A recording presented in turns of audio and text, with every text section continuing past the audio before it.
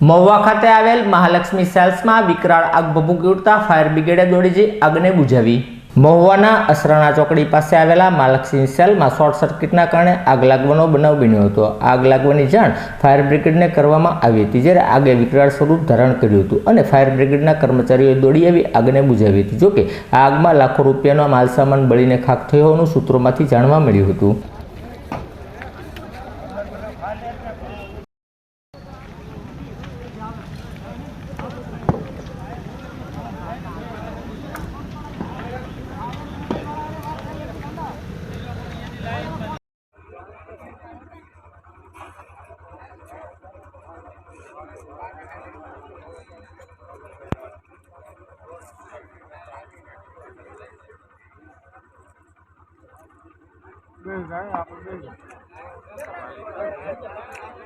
માલિક અહીંયા જશે ને તક